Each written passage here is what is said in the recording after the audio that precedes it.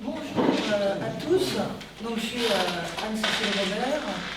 Parmi les titres qui peuvent vous intéresser pour cette journée, je suis universitaire, enseignante. J'ai fait une thèse de droit européen. Je suis aussi journaliste et j'écris plusieurs livres. Je suis aussi membre de l'Association pour une constituante.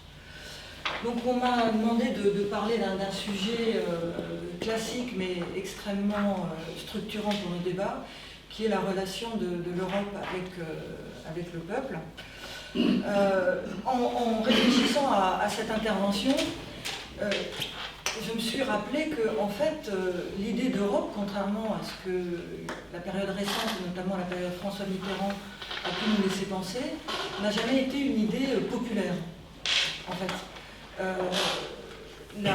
L'idée d'Europe en tant qu'objet politique, je ne parle pas historiquement, culturellement, etc., mais en tant qu'objet politique, c'est quelque chose qui est né dans les élites, notamment au XIXe siècle, notamment en Félix, dans Valache, et les intellectuels, les poètes, mais aussi les chefs d'entreprise. Je dis ça parce qu'on cite souvent Victor Hugo, qui a été annexé honteusement par les fédéralistes, parce que Victor Hugo a porté au fameux congrès de l'Europe de 1848 la formule États-Unis d'Europe. Il avait eu cette aussi jolie formule, une guerre entre Européens, c'est une guerre civile. Mais Victor Hugo n'était pas du tout fédéraliste. Quand il parlait d'Europe à ce moment-là, c'était surtout pour trouver un moyen de mettre un terme aux guerres. C'était le pacifisme, et il voyait l'Europe comme une association de nations sœurs. Donc il n'y avait pas du tout de dépassement de la nation, il y avait une sorte de fraternité de nations sœurs, donc qui reste souveraine. Et vous savez que Victor Hugo était par ailleurs un grand républicain, chaud partisan de la Révolution française et de l'histoire de France. Donc on a eu un projet qui a été développé par des intellectuels, je le disais, des écrivains. On n'a pas eu de grand mouvement populaire pour l'Europe. Quand le mouvement socialiste s'est développé, le mouvement ouvrier, l'idée était plutôt l'internationalisme, justement. C'est-à-dire que la fraternité des ouvriers, de la classe ouvrière, ne se limitait pas à l'Europe. D'ailleurs, pourquoi se serait-elle limitée à l'Europe qui n'était pas constituée géographiquement? D'ailleurs, on ne sait toujours pas où elle s'arrête, l'Europe, on l'a remarqué, elle grandit, elle rapetisse, on ne sait pas où mettre la Turquie, enfin bon, bref. Donc, le mouvement ouvrier, qui était pacifiste, pas du tout replié sur lui-même, comme certains voudraient nous le faire croire, ne se limitait pas à l'Europe. Et je sais qu'il y a eu, certains qui sont meilleurs spécialistes de Lénine que moi, des textes contradictoires de Lénine sur la question européenne. Il a manifesté son intérêt pour elle, mais très rapidement il s'en est détaché, notamment parce que à l'époque, toujours en allant très vite, l'idée d'Europe va recouper les intérêts du patronat et va être reprise après plus tard dans l'entre-deux-guerres. Le patronat voyait dans l'Europe en fait un marché. D'où le projet de l'Union douanière, porté par Aristide Briand en 1924, et le fantasme américain du patronat européen qui voulait un marché de la taille du marché américain. Donc il y a eu un recoupement qui n'a pas favorisé, évidemment, l'adhésion populaire à l'idée d'Europe, un recoupement donc, de l'idée d'Europe avec les intérêts seulement et trébuchants et les intérêts marchands. Donc la période de la Deuxième Guerre mondiale, évidemment, les massacres, etc. On voit renaître en mai 1948 l'idée d'Europe avec ce fameux congrès de La Haye, qui rassemble ce qu'aujourd'hui on appellerait la société civile, qui n'est pas un corpus bien défini, mais disons des personnalités. Là, on n'est encore pas dans un mouvement populaire qui vient de la base. Ce sont des cadres, vous avez des hommes politiques, des syndicalistes, des intellectuels, là aussi. Et ce congrès de l'Europe qui était en 1948 supposé faire renaître l'Europe de manière concrète, après une période où elle avait surtout été une idée abstraite, comme vous le savez, a été un échec, entre autres parce que le congrès de La Haye s'est divisé sur la forme que devait prendre l'Europe. Est-ce que ça devait être une fédération, donc dépassant les États-nations, sur le modèle américain par exemple, certains parlaient du modèle suisse, du modèle allemand, ou est-ce que ça devait être une Europe d'États-nations qui respecte des États souverains, plus sur un modèle là confédéral, si vous voulez. Ce débat n'est toujours pas tranché, officiellement. Cela dit, il est en train d'être tranché par j'allais dire, subrepticement, par le biais de la construction européenne dans laquelle on est entré un peu, malgré nous, depuis 1950. Alors, je vous dis ça parce que, en fait, quand ce qu'on appelle les pères fondateurs, c'est des termes qui sont censés nous donner de l'enthousiasme. Il n'y a toujours pas de mère fondatrice, d'ailleurs. Peut-être qu'il y aura un créneau pour faire une vraie Europe sociale, qu'on attend toujours. Donc, les pères fondateurs, ceux qui vont recréer, relancer l'idée d'Europe après la guerre, c'est quasiment tous des libéraux. Jean Monnet, de chauds partisans du libre-échange. C'est aussi des chrétiens. Robert Schuman, Alcide de Gasperi, Konrad Adenauer, tous ces gens viennent de la démocratie chrétienne. Ils ont comme force d'appoint, c'est souvent le cas dans l'histoire, nos amis sociodémocrates, qui vont soutenir la renaissance de l'idée d'Europe après-guerre. Et tout ça, j'allais dire, si on était dans un scénario complotiste, on pourrait dire que ça fait un croisement un peu maléfique, comme le genre de plante qui pousse au pied des centrales nucléaires. Et l'Europe va renaître avec un double objectif, en fait, d'installer le libre-échange à l'insu des peuples qui n'en veulent pas, alors là, ni le peuple de droite ni le peuple de gauche. Parce que le peuple de gauche, il est évidemment, surtout à l'époque, porté par l'idéal du socialisme, à l'époque, il y a l'Union soviétique, etc. Puis le peuple de droite, il est soit gaulliste, pour ce qui nous concerne, nous les Français, soit keynésien, donc avec une forme de paternalisme qui ne recouvre pas, même si le gaullisme est un libéralisme, totalement cette économie de marché. Et l'Europe va servir, en fait, à imposer tout ça à l'insu des peuples. On retrouve notre thématique. L'Europe n'a jamais été un projet populaire. Et d'ailleurs, si vous vous souvenez, la fameuse déclaration de Robert Schuman, le ministre des Affaires étrangères de la France, le 9 mai 1950, qui annonce la création de la première des communautés européennes, le Parlement français n'est même pas au courant.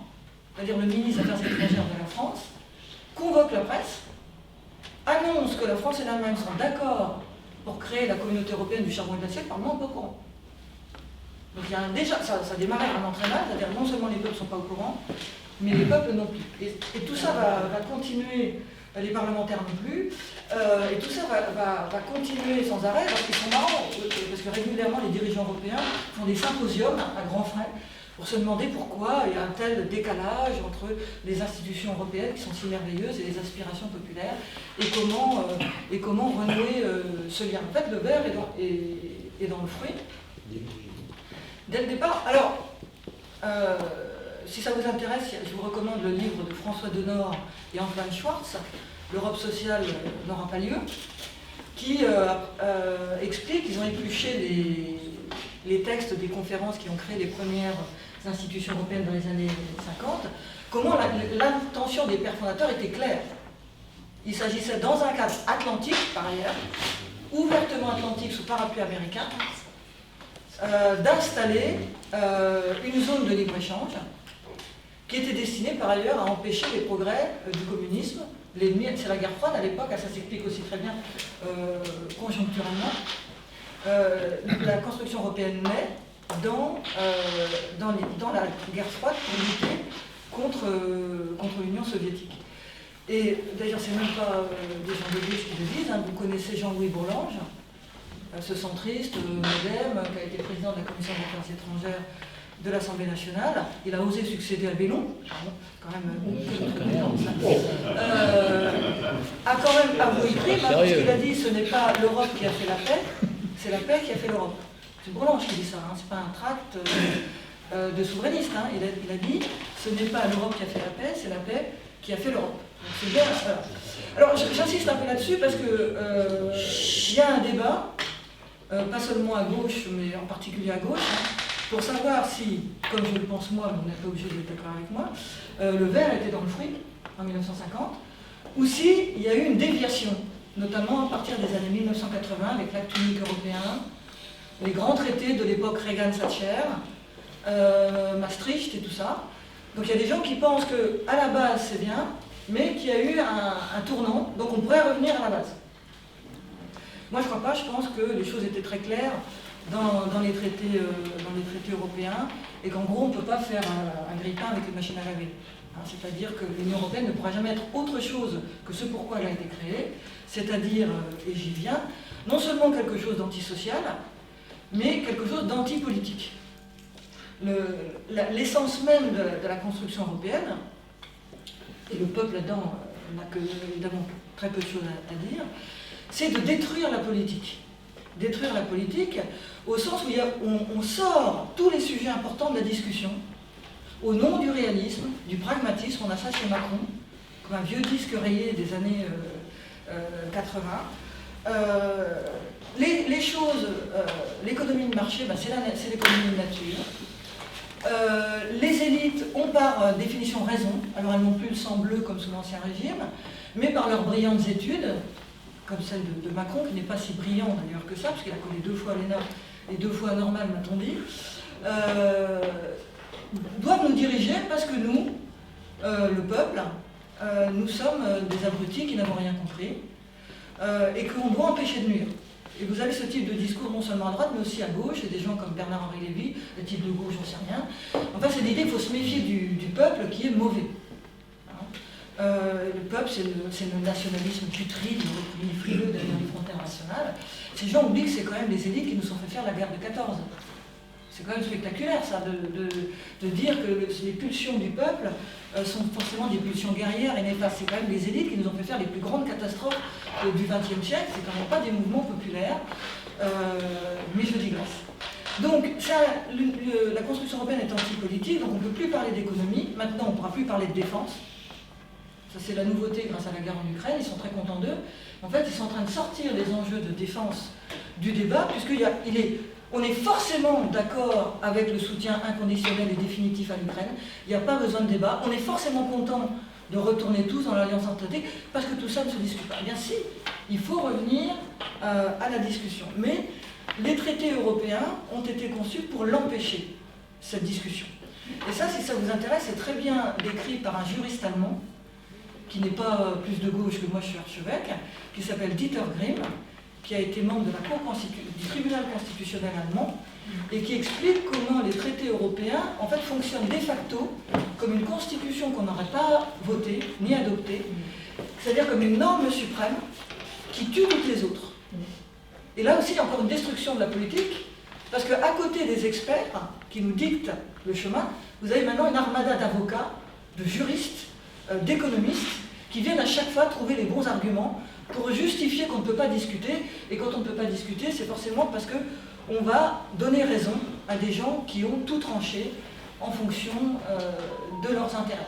Et moi, je suis devenue très pessimiste. Moi, quand j'étais jeune fille dans les années 80, je sais, je ne fais pas mon âge, merci, j'étais européiste parce que Mitterrand m'avait expliqué que c'était très bien.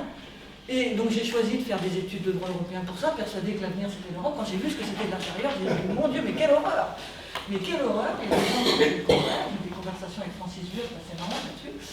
Parce que lui, c'est la fréquentation de l'Europe qui l'a converti. Moi, ça m'a donné franchement l'horreur.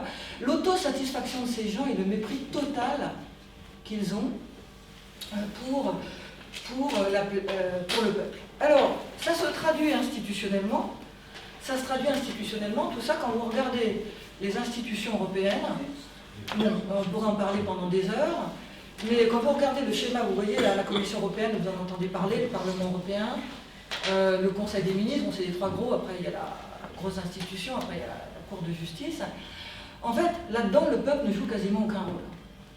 Et pourtant, tous les jours, ils prennent des décisions qui s'imposent avec la force obligatoire, l'autorité de la chose jugée, et si on ne les applique pas, on est sanctionné non seulement par la Cour européenne de Luxembourg, mais par le tribunal du quartier, qui est le premier étage de l'appareil judiciaire européen.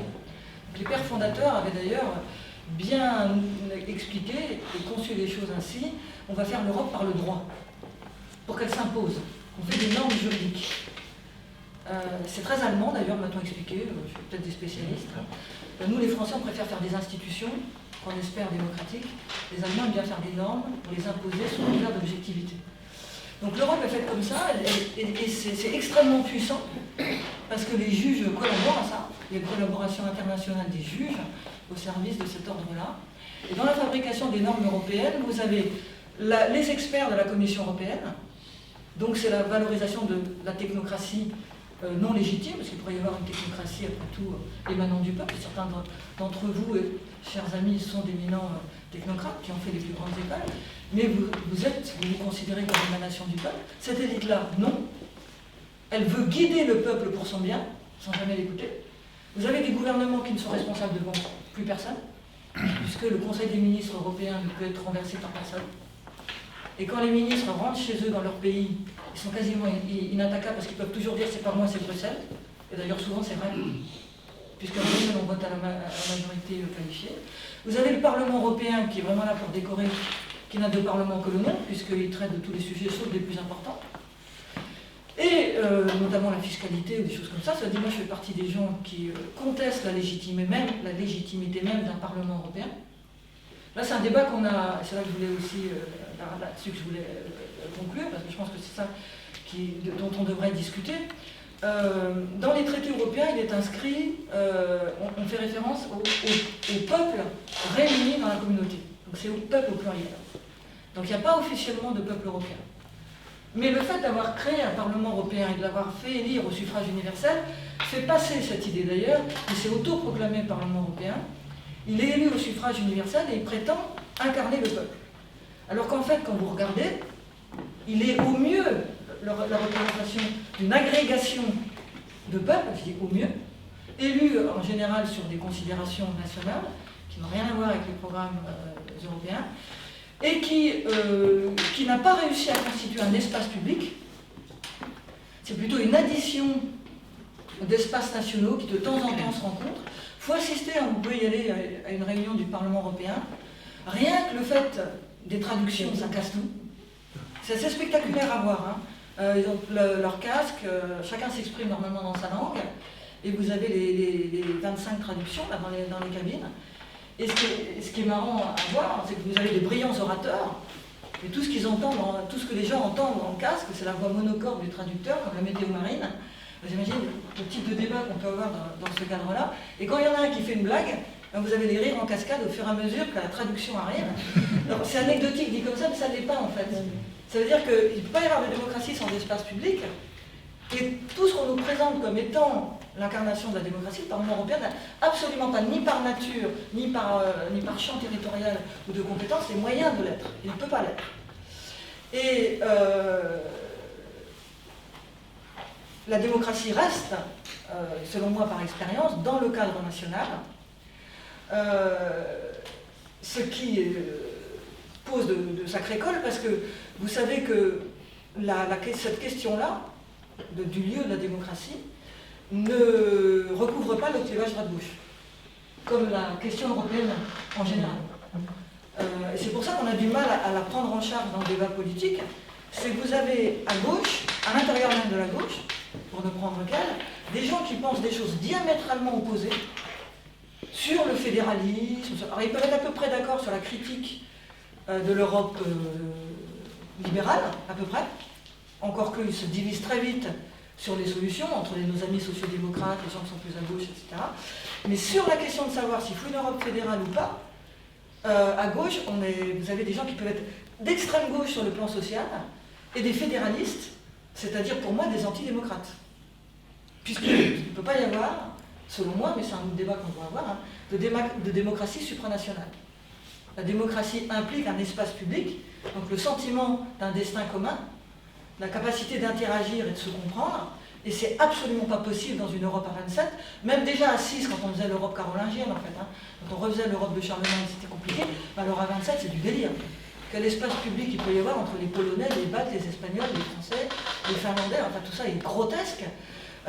Et donc avoir comme perspective de refonder la démocratie en fantasmant sur une fédéralisation qui aboutirait à une espèce de construction politique qui parlerait en notre nom, me semble non seulement fantasmatique, mais extrêmement dangereuse, parce que ça participe d'une sorte de coup d'État. On est rentré dans la phase, la première tentative c'était 2005 avec le PCE, on est rentré dans une phase où ils n'ont pas réussi à imposer l'Europe du fédéralisme technocratique, donc en 2005, donc maintenant ils veulent la faire passer subrepticement. Donc ils ont créé il y a 2 ans une convention sur l'avenir de l'Europe, la 2e du nom, avec des citoyens, entre guillemets, c'était plutôt des personnes, tirées au sort sur des annuaires téléphoniques par le cabinet McKinsey, et qui étaient supposés parler en notre nom. Je suis sûr que vous avez loupé complètement ça. Ça a duré pendant 1 an. Ces gens qui étaient supposés nous représenter, en fait tirés au sort sur un annuaire téléphonique par McKinsey, ont produit un rapport présenté au Parlement européen, validé par applaudissement dans le Parlement européen, sous les yeux d'Emmanuel Macron en larmes d'émotion. Non, il ne pleurait pas. Et subrepticement, ils sont en train de nous dire, voilà, il n'y a plus besoin de passer par le suffrage universel. C'est pour ça qu'il faut se battre pour le suffrage universel en ce moment. C'est parce qu'en Europe, on voit qu'ils sont en train d'installer des substituts au suffrage universel. L'expertocratie, la loi des marchés, le pouvoir des juges. Maintenant, ils nous collent des conventions tirées au sort par des cabinets conseils, et tout ça se substitue au peuple. Et au milieu de ça, au mieux, le peuple est un lobby parmi les autres. Et c'est pas le plus fort. Mais l'idéal de la gouvernance européenne, c'est ça la gouvernance, hein, c'est que le peuple est un lobby parmi d'autres, et comme c'est pas lui qui a le plus de moyens, il a forcément perdu. D'où les résultats que nous voyons tous les jours de cette construction européenne antisociale, antidémocratique, anti-laïque, pro-américaine, et bientôt fauteuse de guerre.